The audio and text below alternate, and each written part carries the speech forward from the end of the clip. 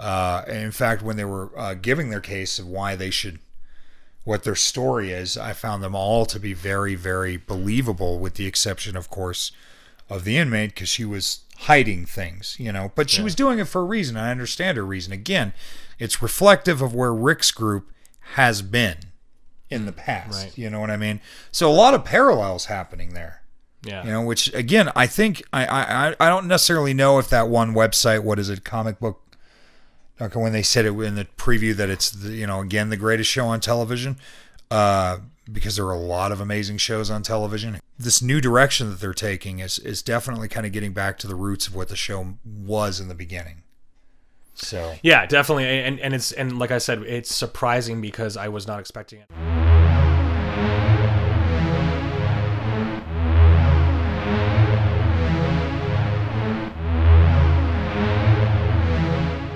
So the guy you're talking about, the music teacher, he points out, I loved his moment that he talks about, like, if all of us were in a bar, you'd think that we would just work together. Yeah.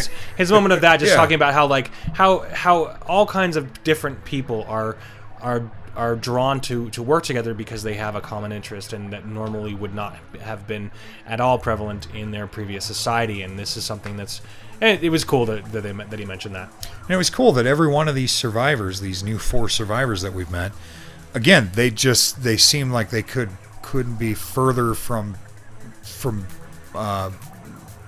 being alike. You know what I mean? Just representing all kinds of different people, and I really enjoyed that. I love the fact that we have a deaf character, because I don't sign, but I've always found signing to be beautiful. Cool. There's a whole language with using your hands. I use my hands a lot when I talk anyways, as you can see. So I don't know. I really dug that. And the fact that, I mean, the music teacher, he seems to understand without even being able to sign, like they've spent so much time together that they form like essentially a family unit. So well, it floors me whenever you see that. I mean, obviously they've memorized their lines, so they know exactly how to respond, and they're going to respond. But in general, I mean, I can't even imagine like anybody learning sign language. There's so many different, very specific, detailed nuances to those, and having to be able to interpret each one, and every single one. One can be similar to another, etc. There's so many different variables there to think about. But when they first introduced her, all they did was kind of regurgitate what was said.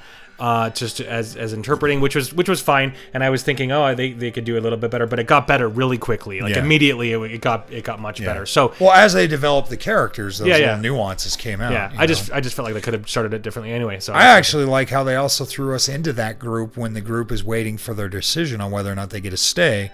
Where they're trying to tell the one gal to relinquish the necklace that's actually another weapon, and to not do anything hasty, and I like that, how they were able to like just getting sort of to know those characters too. So I think as an audience we go, well, they're not really a threat, they are good people, they'd be a good addition to this cast, let's see what happens. And then at the end you're like, oh, well, they're not going to be a part of this community here. Maybe Maggie's? We'll see. Pulling them off on them.